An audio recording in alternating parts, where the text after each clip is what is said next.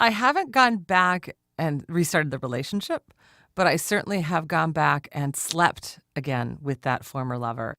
It was my first husband.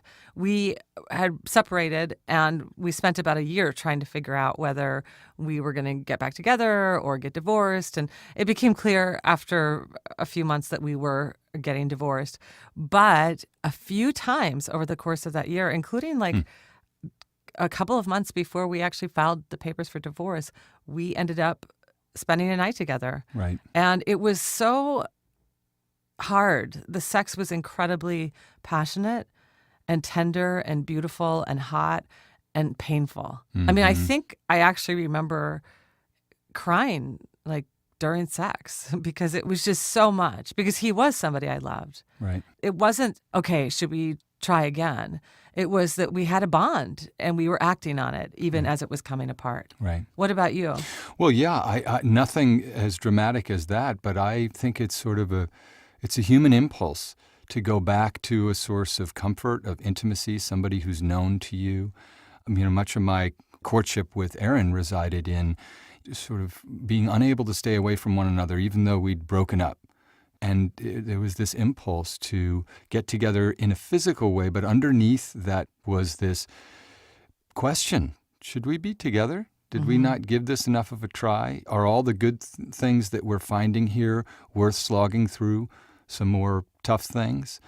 I feel like we are drawn back to see whether we can repair the errors of our past in a romantic setting. And we mention all this, of course, because we've got a letter that feels to me like the ultimate backslide. Backslide is kind of this sloppy shorthand for this impulse to return to past terrain, the scorched earth of our romantic past, and try to rescue something. And here we have this astonishing letter that feels to me kind of like the ultimate instance of that. It does. Here it is. Dear Sugars, I'm a 62-year-old divorced woman and have been single for 7 years. I was married for 30 years to a man who was basically a good guy. He was a good provider, responsible with our finances, and actively involved with our 3 sons. But the second half of our marriage was miserable for me because my husband was emotionally cold. He pursued many outdoor hobbies without me. He retired early and spent more and more time at a second house we bought at the beach. I was so lonely inside our marriage. I begged him to go to counseling with me, but he wouldn't, so I went alone. I tried to find activities we could do together, but he always turned me down. I'm an affectionate person, but he would never touch me or hold me unless he wanted to have sex. After our youngest son was away at college, I realized I'd had enough of our complete lack of connection, and I decided to divorce him. I waited so long to make the final move because even though he showed no interest in strengthening our marriage, I knew he would be devastated if I left him, and he was. Except for seeing him at our youngest son's graduation 4.5 years ago, and the occasional text message greetings on birthdays or Christmas, my ex hasn't wanted any contact with me over these past 7 years since we broke up. But something has shifted recently. Our oldest son is getting married soon, and in the spirit of that upcoming occasion, my ex-husband reached out to me several months ago and invited me to meet for coffee. He wanted to break the ice so it wouldn't be awkward at our son's wedding. We were both nervous, but it went well. I let him lead the conversation and had no preconceived expectations. We decided to meet again a month later, and that time was great. We laughed and reminisced. The week after that, he invited me to drive out of town together so we could visit my 93-year-old stepmother for the day. They'd always been very fond of each other. We had such a great time, I didn't want the day to end. During our time together, he apologized for several hurtful things he'd done over the years, and we both cried. We saw each other again and have talked on the phone too, and each time he names the hurtful things he's done, and he asks me for forgiveness. He said he was sorry for not listening to me, for not going to my office parties, for not hugging me or holding my hand. He said he was sorry for shaming me when I'd gained weight. Everything changed for me as he named many, many cruel and insensitive wrongs he'd committed in our marriage. All my hurt and bitterness melted away. I've never experienced this kind of forgiveness. I have a new sense of peace and an understanding of grace. I feel a deep love for him again, and he says he has never stopped loving me. The problem is he's engaged to be married to a woman he'd worked with and has known for years. His fiancée shares many of his outdoor hobbies. Our sons all love her, and they have made a new life together. She knows we've been meeting, but she doesn't know what we're feeling. He has only good things to say about her, but also says he never imagined we would have a chance to reunite. I have compassion for him because he's in a difficult situation. Sugars, we don't know what to do with these emotions. 2 nights ago, we talked on the phone for an hour. I feel closer to him now than I did in the last few years of our marriage. He is so attentive now when we talk. If he were single, I would reconcile with him and want to try again. I've had a few relationships since our divorce, but no one I wanted to make a life with. I've made a new life for myself, moved to a new town, have new friends and hobbies. I'm healthy and financially stable, and I'm totally surprised by my feelings. I still love him, and I'd welcome the chance to start over. I can't stop thinking about him. He texts me every day to say hello and say that he's thinking of me. He doesn't know what to do with this turnaround either. There's no instruction manual to figure this out. What advice do you have for me? Signed, Totally Confused. Mm-hmm. Wow. So that's what I mean by, the ultimate backslide. This is, totally confused. You're a 62-year-old divorced woman who's falling back in love with your husband, or maybe that might be overstating it. But I had a clear sense that there are so many beautiful aspects to this. Mm-hmm. I mean, to feel that sense of peace and understanding of grace, to have this husband who withheld his empathy for you and sympathy and just love for so many years, to express real regret and real specific regret, to be able to let go of that bitterness and anger, beautiful. If he were single, reconcile with him, that's an exciting possibility. He's not single. Right, and he's engaged. He's engaged. I had a very clear sense here. Your ex has some thinking to do, and he has a decision to make. And that's before you do anything else other than, continue to have a discourse with him. He's got to decide what he's going to do with his life. Mm-hmm. If he's in a situation where he is single again, well, then absolutely move forward and see whether there is an authentic sense of connectedness and it's possible to really remake a second marriage. I think as we move through any long-term monogamous relationship, there are many marriages, and that the first half of your marriage was fulfilling, that you liked your husband and esteemed him, and that you were miserable and lonely and poorly treated. Updike, who writes about marriage so beautifully in this collection, Too Far to Go, all these maple stories about the maples in this marriage coming apart. He says, every marriage tends to consist of an aristocrat and a peasant. Well, you were the peasant in the second half of your marriage at the very least, and you don't want to be that again. And my feeling is, feeling regret is, it's beautiful that your husband can bring himself there, but that's not the same as deep self-reflection about why he was that person who treated you in that way. And, an apology isn't the same as a deeper statement of understanding about why for years and years and years, he essentially forced you out of the marriage, but he made you be the person who was the decision maker because you begged him to get into counseling and explore all of this for years. And you stayed in the marriage, it sounds like implicitly, for the kids' sake and for the sake of stability and so forth. And, he fundamentally was a bad actor in this first marriage by your own description. And not because he's a bad guy, but because he was a weak guy in the context of the marriage. And he's got to be a strong enough guy now that if he wants to re-court you, which is essentially what this is, he's courting you a second time, I feel strongly he needs to be disentangled from anybody else and truly available to you because he wasn't for the whole second half of your marriage. Mm-hmm. Does that sound too punitive? No. I have to say when I first read this letter, Totally Confused, I was swooning at the romance of this. Because in some ways, like if we can't have the fairy tale where the couple gets married and they live happily ever after, well, this is like the second version of the fairy tale. Yeah. Like, okay, they got married, they were together 30 years, it didn't go well, but guess what? They find each other again, right. And it's incredibly sweet and romantic. And I'm really moved by your ex-husband's apologies. And I do think that clearly he's grown enormously as a person and as a partner. And that's super powerful whether you guys get together or not. Yep. But I think once I cut through that kind of fairy tale romance, I see that essentially what you are, totally confused, is a woman who is falling for a man who's in a relationship with another woman. And so the advice I have for you is, we don't know whether or not this will work out if you and your ex-husband decide to start dating again. Right. Maybe what's happening is because of that apology and because of that time that you've spent reminiscing, you have a romantic friendship right now. Right. And that's a very alluring and exciting moment, but maybe it's just a moment. And I think that you, together and separately, need to explore whether you want to move more deeply into this. Do you actually want to try to date him again? I would turn it around for the sake of boundaries, and I would say, he's got a decision to make. Yeah, but Before you even start entertaining the notion of getting involved with him again and rewriting the ketubah, the contract. But I think that she's made that decision. I mean, that gives him all the power to decide what to do in their relationship. Obviously, she said if he were single, I would date him.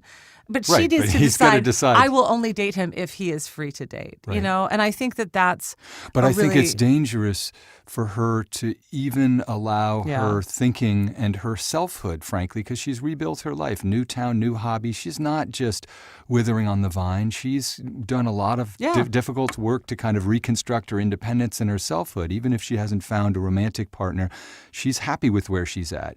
And this grace and sense of peace and letting go of this rage, I, like you, was astonished. I wrote, Yeah. wow, It's how beautiful. infrequent. It is a different kind of fairy tale where the Prince Charming comes along and then he turns out to be a bad guy. And then suddenly later in life, he's Prince Charming in the sense that he's finally paying attention to her. But it's not a fairy tale marriage until Prince Charming is no longer engaged to another woman and presents himself as a true courtier for her heart. And then she gets to decide, is this worth trying again? And I think it's very dangerous, totally confused, to even entertain that he's in that world of possibility until he's completely disentangled. Because you've been the victim of this guy's inattention. That's, to me, the absolute most important point here is that in spite of their long relationship and their deep intimacy and really decades-long union, Yep. they were married 30 years. They've been divorced 7. They were probably dating before. So, she's known this guy about 40 years. This is a life, right? Mm-hmm. And, I think that if he does become single and you do decide to date, I just want to say, remember, you are not leaping back into that marriage. Like, you might date him and actually find out, a month into it, just like anyone on the planet who dates anyone else on the planet, that it wasn't working out, or you really should be friends, or, so I think that it's important to think about not what lies ahead. The future isn't going to be defined by the past. Just because you were married in the past doesn't mean that you're going to get together and remarry again. Right. But it means that you're opening yourself up to exploring this old relationship in an entirely new light under new terms. Mm-hmm. And you can't do that, really, until and unless he's available. Yeah. I actually know somebody Of course who you do. did this. Yes. She's the writer known as Mary Elizabeth Williams. Her friends call her Mary Beth, so Right. don't be confused if we're calling her Mary Beth. But she publishes under Mary Elizabeth Williams, and she's the author of a new fabulous memoir called A Series of Catastrophes and Miracles. And she wrote a really beautiful modern love essay in the New York Times about what happened in her marriage. All right, let's go shake her down for her wisdom. Hi. Mary Beth? Yes. Hi, this is Cheryl Strayed. How are you? Cheryl. I'm so happy to talk to you. Oh, I'm thrilled to talk to you as well. I have Steve Almond here with me. Hi, Mary Beth. Steve, I'm almost as excited to talk to you. Wow. All right. I'm glad there's any excitement at all. That's fabulous. We're all very excited. We are a mutual fan club here among each other. And we have been discussing this letter from this woman who is divorced and perhaps falling in love again with her ex-husband. Have you read that letter? Oh my God. I've read it and reread it and have thought so much about it since I read it the first time. Well, will you tell us before we discuss her situation? Tell us your story. You wrote about a situation Yeah. in Modern Love in the New York Times that has some things in common with Totally Confused situation. How long were you married before you and your husband separated? About 15 years. 15 years. We Okay. were in it for the long haul, yeah, Uh-huh. and had 2 young children. Yeah. And then for a variety of compelling reasons, we broke up.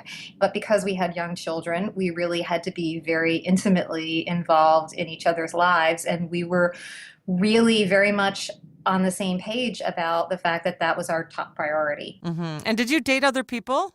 Uh, let's. Why don't we say that we were unattached adults living in the big city? Right. You don't want your children to hear the podcast, right? Leave it at that. Yeah. Okay. And yeah, so we were apart, but we were very committed to co-raising our children, and we were very involved in each other's lives in that way. You know, we actually rented an apartment in the same building so we could be close to our kids and close to each other, and just really, you know, always, even when the relationship between the two of us was not so great, to say the least, the relationship with the kids always came first. And so after some time, and I think after we both really got clarity on who we were and what we wanted and what was going on with our own stuff, we really started to have a very good friendship, and we really started to like each other again. And I think part of that was liking what we had figured out being apart. And then he started flirting with me, and I liked it. And I have a very close friend who had been through a very similar situation. And I said to her, I don't know what to do. I don't know what to feel. I don't know what the right thing to do right now is, how to proceed. And what did you do when you were in this situation? And she said, he said what I needed to hear. And I didn't know until he said it what that was. And then he and I went out on a date, and he said, you know, I used to think that when you were married, that was it, that you didn't have to think about the relationship anymore. I remember just kind of like, yeah, that's such a thing that I can't imagine women saying. And he said, you know, now I realize if you're in a relationship, you have to be in it every day, and you have Wow. to try every day. And I thought, oh, that's the thing I needed to hear. And then we started kind of moving back together towards each other again. And it was a long process falling apart, and it was, I think, a somewhat shorter, but still it was a process getting back together. And you know, I think in both cases what it came down to was, at least on my side, you know, whether you're initiating a breakup or whether you're initiating a relationship, when you get to that place in your heart when you just feel like, I'm okay and I'm prepared to be hurt. I'm okay, and if this doesn't work out, I'm still glad I did this. I'm still glad I took a risk. That there are more important things than being afraid of getting hurt. And so when I read this woman's letter, I could see very much that she's, I think, wrestling with that. Right. Mary Beth? Yeah. One of the things that I'm really curious about, and you alluded to it, but I'd just like you to expand on it, is this idea that, you know, obviously you're with the same guy, but you've had 2 relationships with him. Yeah. And, you know, some things are clearly probably the same, but some things are different, yes? Or yeah. or no? I mean, what's the Yeah. difference between marriage part 1 and marriage part 2 for you? Well, it probably helped things that then I got cancer twice, in fact. Because what happened was, you know, what I learned through getting back together with someone and then also having something, you know, really devastating come into our lives was, I really could see that this was someone who was committing every day and who was making a choice every day. That was the big thing for me. It was just feeling like, you know, I don't have to be doing this. And this isn't because I'm afraid of what else might be out there if I'm alone. Because, you know, Totally Confused said this in her letter. You can be so lonely in a marriage. I think you can be lonelier in a marriage in a way that is almost more profound than anything else. Yeah. Because it isolates you so much. It's the thing you can't talk about with your friends. It's the thing you can't tell anybody else. That profound kind of deep, despairing loneliness. So you've changed and evolved, but you're still basically kind of the same people you were when you were first married. And I wonder if you have encountered some of the same dynamics or difficulties that you had the first time around, and whether you manage them differently, or have you become different people and those problems don't come up? I think it's a little bit of both. I mean, ultimately, I think we are kind of at our core always very much the same personality types, and I think that's what draws us to certain people, and that's what also repels us from certain people. And he and I definitely have a sort of classic good cop, bad cop dynamic, and I'm the hothead, and he's the mellow one, and that doesn't change at all for sure. But I think what has changed is, in a weird way, I think we have more respect for our differences now. Hmm. I think we have more respect for the way that our differences can really work well together, because we had time in our adult lives to see what it was like being out there without that other person. Hmm. And I know I'm a good person without him. I know that, like, we will both tell you that that breakup needed to happen, and I felt like I think both of us really did bloom in many significant ways when we broke up. But then to take those kind of fundamental aspects of your character and come back into a relationship, or just come into a relationship with someone and say, how can we use this to be a real team? As opposed to being opposing forces, how can we team up? It's kind of classic, I don't know, Marvel comic stuff, right? Like, are we going to be adversaries, or are we going to fight on the same side? And I feel like now we fight on the same side a lot more often. I mean, it's interesting the way you put that. It's actually even inside of a marriage, often, the way that you can resolve troubled times. When my husband and I are, arguing a lot, we'll sometimes, have a big talk, and it really does come to that. It's like, why are we against each other? Let's remember we're on the same team. And it's amazing, like, what that shift can do in terms of really changing a relationship. Can you pull the things that make you so different, and you can see that as strengths rather than things that need to be changed, rather than trying to change the other person. Yeah, and I mean, Cheryl and I were noting that, we were kind of on cloud nine reading this letter until we ran smack into the problem is he's engaged. Yeah, that's a pretty big one, right? But here's the thing. I read this letter a couple of times because it really did speak very much to an experience I know, and an emotion that I know, and that feeling that I think many of us who have ended marriages, as I'm not the only one in this conversation who knows how that goes. Right. I think you still feel a very intimate bond with someone that you took a vow with. You still feel a really intimate bond with someone you thought you were going to spend the rest of your life with, and you certainly feel it with someone that you've had children with. Yeah. And so here's this woman who spent 30 years with a man who raised a family with him. Right. Of course, she's going to feel this bond with him. Yeah. And I was really, really struck reading her story, how amazing it was that she was able to get to this place of forgiveness, that she was able to get to this place of compassion and grace, and that he was able to give exactly the kind of apology we all dream that the person who has hurt us the most would give. Yeah. Where that person actually specifically identifies, here's what I did wrong. Right. Here are the times that I failed you. And I'm sorry. Yeah, it's powerful. And one of the questions I have for you, because it's one of the questions I have for Totally Confused, and frankly, myself, if I thinking of myself in this situation, is, really the power of nostalgia. It's a beautiful thing to get to have coffee with your ex-husband of 30 years when he says to you, I'm so sorry, I wronged you. And I wonder, as much as I'm kind of rooting, I have to say, again, the romantic in me is like, oh, I hope he breaks up with his fiancée so that they can get back. But, I also know the power of nostalgia, that sometimes because that forgiveness and that grace that she's found feels so beautiful, and they are remembering the good times, that, it's a very compelling thing. And it doesn't necessarily mean that that's going to sustain them going forward in their new lives. Oh my God. Were you afraid of that at all, that you were sort of just being nostalgic when you fell in love with your husband again? Yeah, I was. I was like, oh God, am I like just kind of, falling back into something that I know went wrong? I think it helped for us that I felt we really did have closure. And I remember a conversation where he said to me, I know I have to let you go.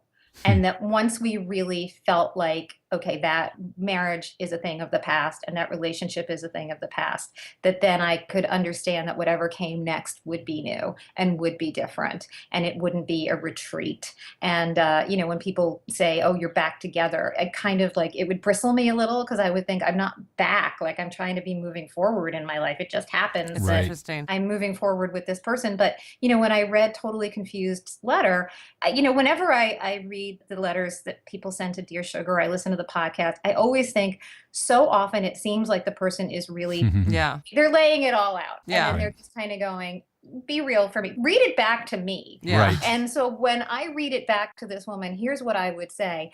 You were married for 30 years and you say that half of that was bad. You said in that letter that the second half of your marriage, 15 years of your life Yeah. was not good. That is deep Kimmy Schmidt in the bunker time to put in a bad relationship. Yeah. Totally Confused. And I completely believe, because I have experienced it, that people change. And I completely believe that you and this man are in very different places, and how amazing it is that you have that maturity now and that you have this space in your lives that you can really look at each other freshly and you can look at each other released from the pain of your marriage, that you can be released from the damage that was done. But then as I read a little further on and I see Totally Confused as this woman who talks about how she stayed in it because she wanted them to launch their children into the world together. She was afraid of hurting her children. She says she was afraid of ending her marriage because she was afraid of hurting him, Yeah. even when he was so actively hurting her. Right. And now she's at this place where she's thinking about his fiance. And you get down to the part where she talks about how they are secretly exchanging messages when he's in the beach house out of respect for her. And I thought, Totally Confused, that doesn't sound like you talking.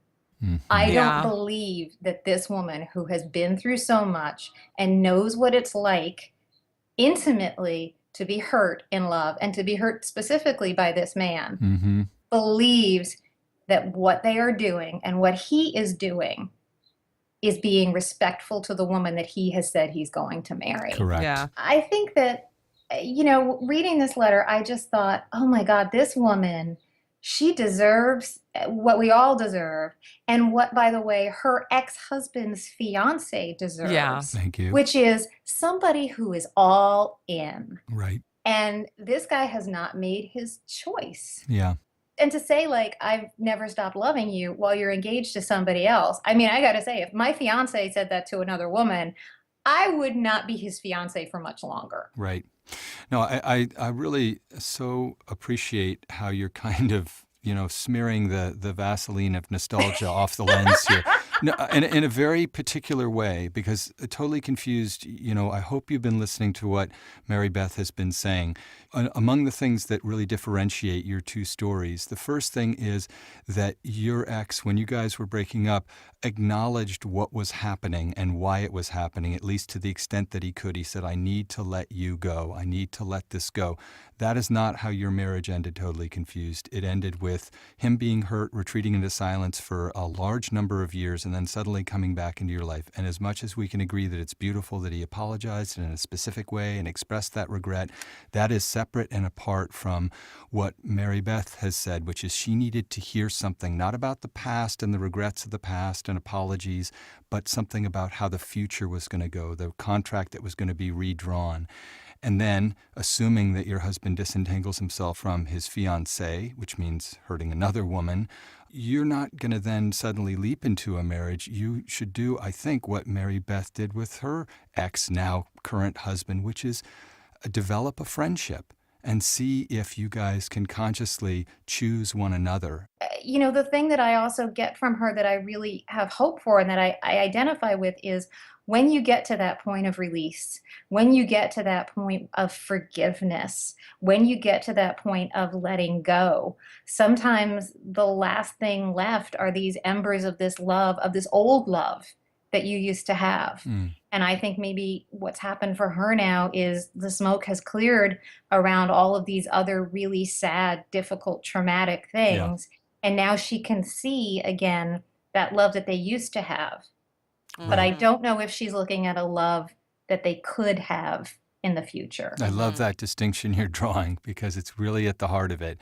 It's like it's a wonderful thing that you can see again the first half of your marriage where you weren't lonely Yeah. and Yeah. neglected and so forth. But that's very different from saying this guy is now ready, we're ready to start to try to think about making another marriage. Yeah, but my hope for her and my honest to God belief is that whatever happens next for her is that to be able to clear herself of that burden, of that pain of the past, just automatically opens you up to better things, automatically just frees you. And if she's in a place of forgiveness, she is in a place, I think, of strength and Yes. hope in herself. Amen. You know, as I said before, it's like she deserves love. This woman deserves somebody who's going to be 100% in for her. You know, she's earned it. Yeah. She spent a lot of time being lonely, and now I just have so much hope for her. Yeah, me too. Fantastic. Wow, Mary Beth, you're terrific. Yeah. What a pleasure to talk with Oh you. my God. You don't know. I feel so honored to be kind of a deputy sugar for a day. Yeah. It's pretty great.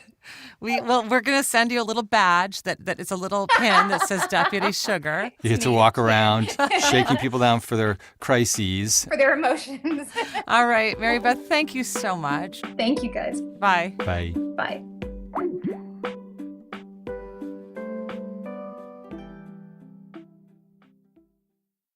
Last Seen, a new podcast from WBUR and the Boston Globe, investigates the largest unsolved art heist in history.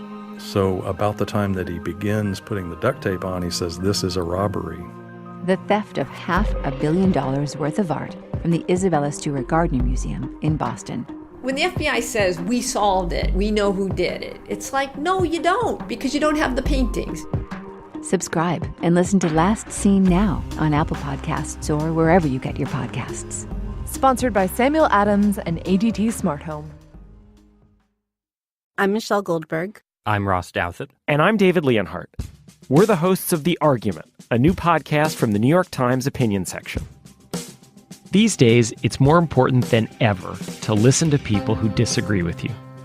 Maybe they'll teach you something new, or maybe they'll just teach you how to beat them. So listen to The Argument from the New York Times. Subscribe on Apple Podcasts or wherever you like to listen.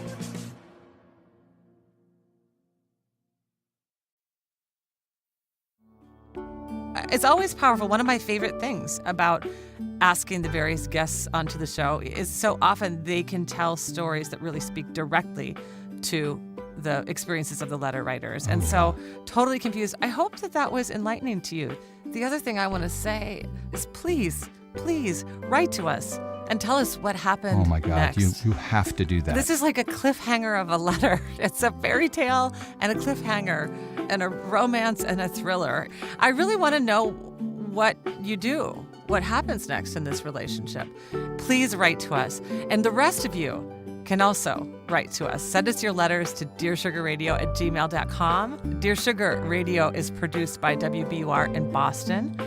We are produced and edited by Lisa Tobin, with whom we've been engaged for quite some time. That's right. And faithfully, too, I might add. Thank you. We're recording at Talkback Sound and Visual in Portland, Oregon. Josh Millman is our engineer. Our theme music is by the Portland musicians known as Wonderly. The vocals are by Liz Weiss.